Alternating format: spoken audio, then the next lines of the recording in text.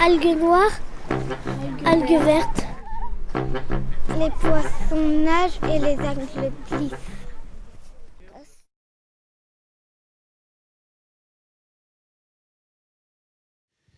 Merci Brigitte, merci de nous donner la parole et de nous accueillir. Bonjour à tous. Effectivement, l'histoire de l'Observatoire, c'est d'abord la volonté du cluster maritime français de sensibiliser les responsables décideurs, de regrouper les énergies autour des énergies de la mer, en tout cas les énergies favorables, et de créer un consensus au niveau national en France autour de ces énergies de la mer. Et donc le cluster a souhaité pour créer ce consensus faire appel à nous, et nous avons proposé de s'appuyer sur un observatoire pour objectiver les données et partir d'un discours qui soit ni favorable ni défavorable, mais de la réalité des énergies de la mer telle qu'on on peut la voir aujourd'hui en France. Ben voilà, ça y est, je vais réussir à travailler sur Mac. Alors après, je ne sais pas comment on passe en mode diapositive. Si, hop. Ça marche comme ça. Impeccable. Donc, d'accord. Qui sommes-nous? C'est donc à la demande du cluster, mais en partenariat évidemment avec les acteurs du maritime, comme le GICAN, comme le syndicat des énergies renouvelables. On travaille aussi avec France Énergie Éolienne. L'idée, c'est vraiment de construire un consensus et donc d'embarquer tout le monde dans cette aventure et de s'appuyer sur des données et d'être une plateforme d'échange et une base de données pour l'ensemble de la filière. Donc pour cela, on est parti d'un questionnement, hein, on a enquêté auprès de l'ensemble des acteurs français, on est en train de mouliner ces données et l'objectif, c'est de présenter un rapport qui sera présenté le 22 mars prochain lors des assises des EMR du CER au Havre dans le cadre du salon Synergie. Donc on va parler évidemment de l'ensemble des technologies. On balaye évidemment l'hydrolien, c'est ce qui vous rassemble aujourd'hui, mais toutes les énergies des plus matures au sens commercialisé, comme l'éolien offshore posé, jusqu'aux énergies qui sont encore au stade du prototype. Et on va croiser aussi avec un aspect territorial, puisqu'on veut montrer aussi que les EMR, ce n'est pas quelque chose qui est comme ça que en mer, c'est aussi un développement, une histoire dans les territoires. Brigitte parlait tout à l'heure de développement industriel dans les pays de la Loire, mais on voit il y a des projets dans toutes les façades, dans toutes les régions françaises qui ont une façade maritime, et pas que d'ailleurs, puisqu'on trouve aussi des entreprises de la chaîne de valeur assez loin des littoraux, et donc on veut montrer tout ça. Notre entrée, et c'est pour ça aussi que le cluster est porteur de la démarche, c'est d'abord une entrée d'histoire industrielle, d'histoire d'investissement et d'une technologie qui apporte du développement et des emplois sur les territoires. On va parler aussi, j'y reviendrai, de transition énergétique, mais la première entrée, c'est d'abord de montrer quand on veut construire ce consensus, que les EMR, c'est aussi une opportunité pour la France de créer des emplois dans ces territoires, d'avoir un leadership national et international, j'y reviendrai, mais en tout cas de raconter une belle histoire, alors qu'on parle toujours de destruction d'emplois industriels, désindustrialisation et des choses très pessimistes, de raconter une histoire plutôt optimiste sur la création d'une nouvelle filière industrielle. Je ne sais pas si dans l'histoire industrielle récente, on a souvent l'occasion de croiser l'émergence d'une nouvelle filière. Alors évidemment, la deuxième entrée, c'est l'entrée transition énergétique. Ça a été redit ces jours derniers dans les différentes tables rondes et prises de parole, mais il n'y a pas de transition énergétique aujourd'hui, il n'y a pas d'objectif atteint sans se tourner vers la mer, sans utiliser les énergies qui viennent de la mer. Et nos voisins européens ont montré qu'avec de la volonté, avec des investissements, on pouvait aller très loin, très fort dans les énergies marines. Ça, vous avez quelques exemples, mais c'est sur des jours particuliers, évidemment. Mais on peut montrer qu'on peut complètement se passer des autres types d'énergie sur des temps qui deviennent de moins en moins exceptionnels. Tout ça s'inscrit dans un marché qui est mondial, parce que même si la France, tu as parlé de potentiel, j'ai repris vos données sur le potentiel technique exploitable, mais même si la France, on peut dire qu'elle est en retard, elle est partie 20 ans après les autres sur l'éolien posé, sur les autres technologies, elle est plutôt dans le peloton de tête. Et il y a des gisements, comme Antoine l'a très bien et excellemment dit tout à l'heure, il y a des gisements dans le monde entier.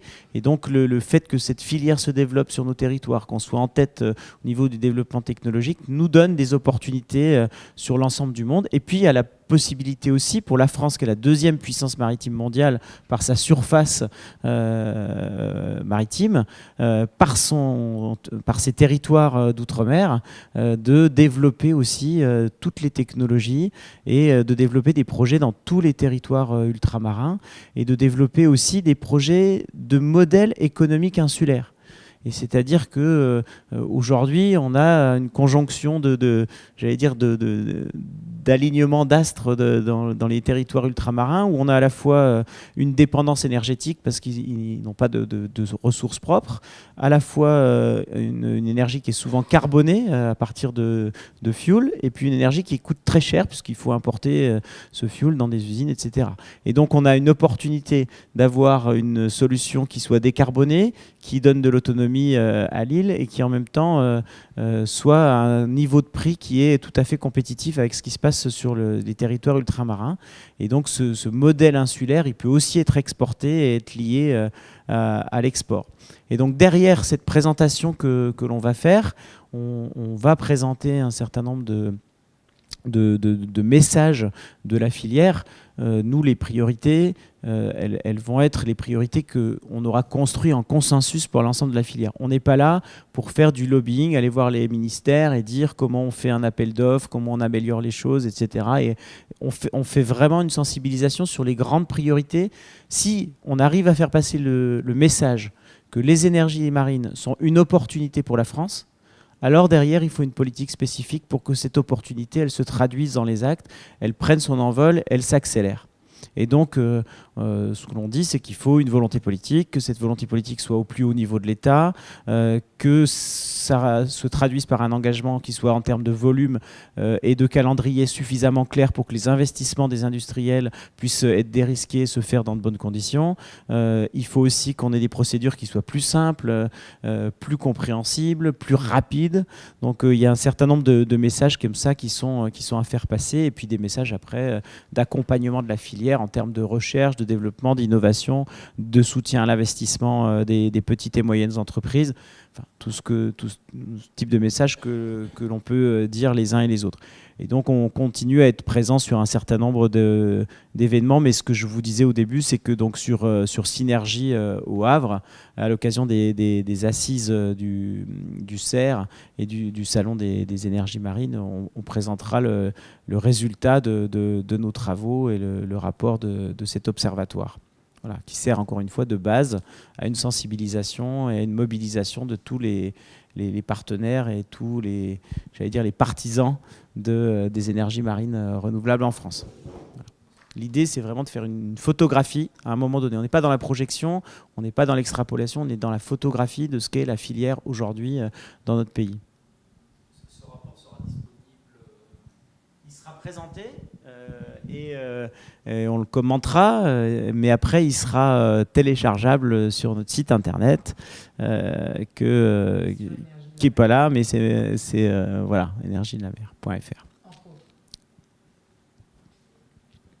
Vous aurez toutes les données et puis ça vous... Vraiment l'idée c'est d'objectiver le discours. Aujourd'hui, on a souvent pour ceux qui ne sont pas dans le domaine des énergies, j'étais encore cet après-midi avec des gens qui sont dans d'autres domaines, pourtant proches, hein, la construction navale, etc. Et le discours, c'est toujours de dire, oui, mais enfin, les énergies de la mer, ça fait des années que vous nous tenez le même discours, puis on ne voit rien venir. Donc, est-ce que ça marche? Est-ce que ça va marcher? Quand est-ce qu'on verra quelque chose, etc. Et donc, l'idée, c'est vraiment de leur montrer, même si c'est encore modeste, mais c'est de leur montrer qu'il y a de l'activité, il y a du chiffre d'affaires, il y a des investissements, il y a des emplois sur les territoires. Il y a déjà des choses qui se passent. Ce n'est pas parce qu'on n'a pas encore d'éoliennes visibles qu'il ne se passe rien. Et c'est le début d'une belle aventure et elle est concrète, il suffit pas grand-chose pour la faire éclore. Merci Étienne. Étienne, deux choses. Ce matin, nous avions en fait organisé l'ensemble de la matinée autour de deux mondes. Le monde de l'eau douce, avec les acteurs de l'eau douce et plus particulièrement le partenariat français de l'eau. Et puis, bien évidemment, les énergéticiens et les industriels des énergies de la mer, et en particulier des hydroliennes.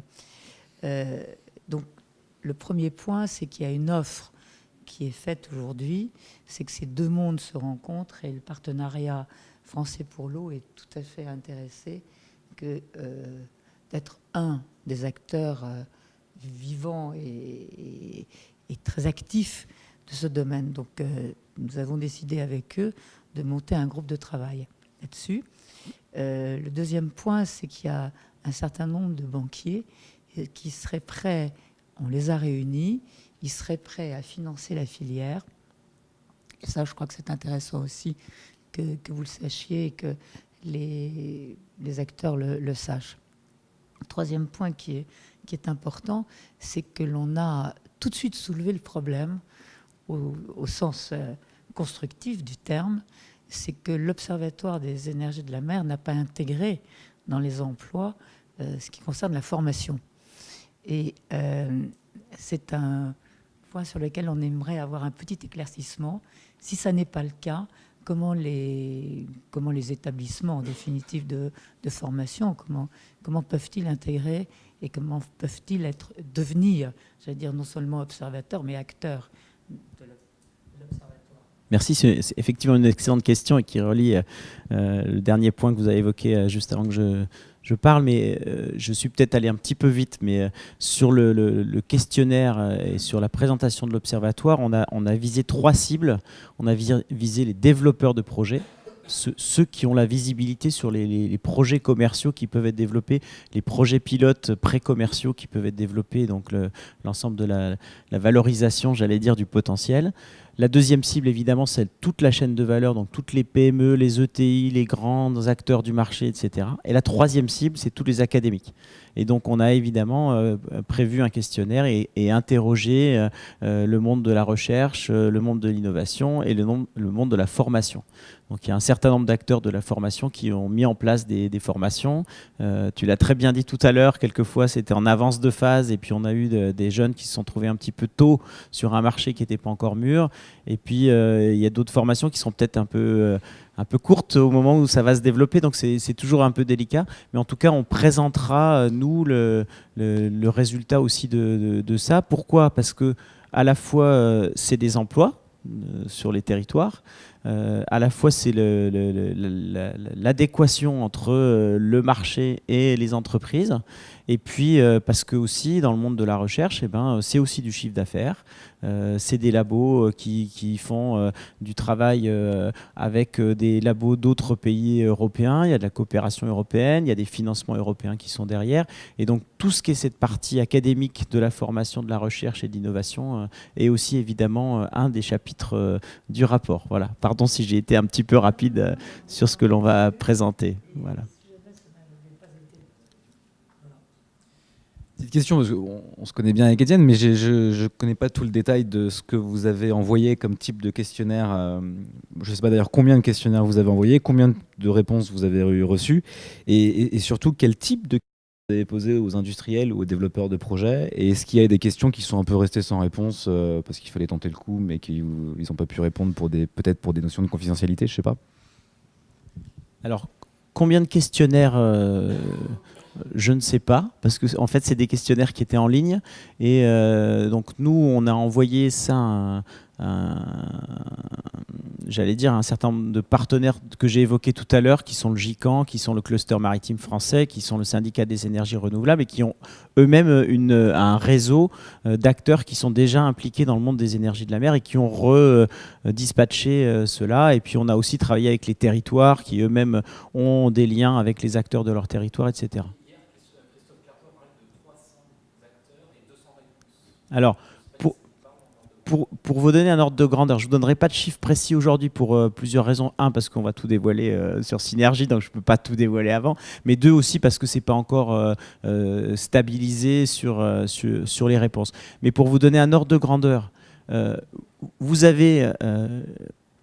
vous prenez un outil comme CCI Business, par exemple. CCI Business, c'est une plateforme qui est mise en place par les CCI pour toutes les entreprises qui ont envie d'accéder aux appels d'offres des grands donneurs d'ordre sur les marchés français des EMR. Donc n'importe quelle entreprise peut s'inscrire, puis regarder et voir ce qui tombe. Ça, CCI Business, c'est un réseau qui va faire plus de 1000 entreprises. Mais dans ces 1000 entreprises-là, il y a la petite entreprise de je ne sais où qui n'a jamais fait d'EMR, qui n'a aucun chiffre d'affaires dans les EMR, mais qui s'est inscrite parce qu'elle s'est dit peut-être qu'un jour, il y aura un appel d'offres sur telle petite pièce, je ne sais pas, une vis en aluminium qui résiste à la corrosion et que je vends et que je suis le seul à vendre et qui sera utile dans le marché. Voilà, donc vous avez une idée d'un ordre de grandeur de tous ceux qui aujourd'hui ont entendu quelque part parler des EMR, on va dire ça c'est 1000. Ensuite, vous avez des entreprises qui sont intéressées au point de se dire je suis prêt à mettre un peu d'argent dans les choses. Et nous, ce qu'on s'est dit, c'est ceux qui sont prêts à mettre un peu d'argent, c'est un peu la base. C'est-à-dire que c'est vraiment les entreprises qui se donnent un peu de mal pour être sur les EMR et pas seulement dire je m'inscris quelque chose qui est gratuit et en ligne. Et ça, on peut jauger ça par exemple par rapport à un salon. Quand je parle du salon Synergie, on regarde combien il y a d'exposants et combien il y a de gens qui sont prêts à payer une entrée pour venir à un salon comme celui-là. Et en France, ça représente à peu près, l'ordre de grandeur de 300 est pas faux. Et donc, à partir de là, on se donne encore un troisième critère qui est plus quantitatif, mais qui est plutôt qualitatif, qui est de se dire, mais parmi ces 300-là, c'est qui les 100 qui sont aujourd'hui vraiment impliqués ? Ceux qui sont les mains dans le cambouis, qui fabriquent, qui font déjà du chiffre d'affaires, etc. Et là, c'est 100, 120 entités en France. Voilà. Donc, vous voyez, il y a tous ces gradients de plus en plus intensifs, j'allais dire, dans les EMR. Voilà. Et les types de questions, du coup ? Alors, les types de questions, pour répondre à ce que tu dis, ce que l'on veut montrer, au départ, on s'est fait plaisir. On s'est dit, voilà, si on fait un observatoire, qu'est-ce qu'on a envie de savoir ? Qu'est-ce qu'on a envie de montrer ? Quelles sont les questions qu'on va nous poser en disant, on est observatoire, je viens de voir, je suis observatoire, quelles questions tu as envie de me poser ? Qu'est-ce que tu as envie de savoir sur le monde des EMR ? Donc, on a listé tout ça, puis après, on s'est dit, oh là là. Quand ils vont voir le questionnaire, ils vont pas répondre à la première question parce qu'ils vont dire j'arriverai jamais au bout et ça va pas être simple. Et donc on s'est dit soyons efficaces. En plus on a commencé au mois de novembre, donc vous imaginez que pour le mois de mars avoir les retours de questionnaires, mouliner tout ça et faire du traitement de base de données. Donc ce qu'on a posé comme question c'est combien d'emplois ? Réellement, combien il y a de personnes dans votre entité qui travaillent sur les EMR ? Combien d'investissements vous avez fait ? Combien vous avez mis dans le business pour vous installer dans les EMR ? Quel chiffre d'affaires vous en avez tiré ? Quel chiffre d'affaires à l'international ? Voilà un petit peu le type de questions. Et puis, comme on veut croiser par le type d'entreprise, par le type de technologie et par le type de territoire sur lesquels les emplois, les investissements sont faits, voilà, on va croiser par ces questions transversales. C'est vous êtes implanté où, sur quelle technologie vous travaillez, etc.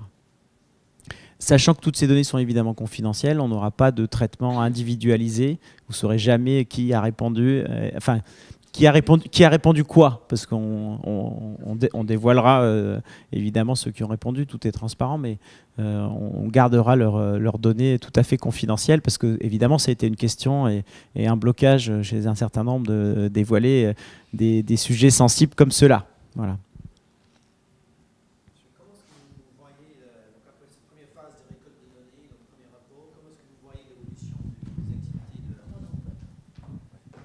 Est-ce que vous voyez l'évolution des activités de l'Observatoire dans le temps? Et en fait, c'est quelque chose, je pense, qui est pérenne, donc qui est amené à se durer. Est-ce que vous avez un plan une vision à plus long terme du travail de l'Observatoire? Est-ce que ça va être de suivi justement de l'évolution de la filière, ou est-ce qu'il y a des opportunités d'élargir le champ de l'observation? Pour l'instant,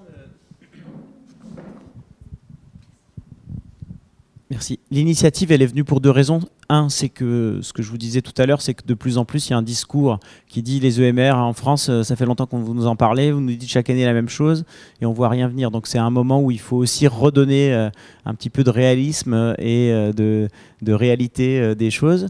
Et puis en même temps, on est dans une année en France, pardon de parler toujours de la France, hein, mais c'est ce qu'on nous a commandé, mais on est dans une année électorale avec des débats, des nouveaux engagements, des nouvelles équipes qui vont se mettre en place, etc. Donc c'est le moment aussi de sensibiliser les décideurs et de construire ce consensus pour que les années à venir, les choses se déroulent de la meilleure façon possible. Donc pour l'instant, c'est pour cette année. Mais évidemment, l'intérêt d'un observatoire, c'est aussi de voir quelle évolution dans la durée. Donc on verra, pourquoi pas pérenniser, travailler sur des tendances plutôt qu'une photographie à un moment donné. Mais là, pour l'instant, l'objet de ce premier rapport, c'est faire une photographie objective de la filière telle qu'elle est, des investissements qui ont déjà été réalisés et ne sont pas neutres, des emplois qui sont déjà à l'œuvre en France.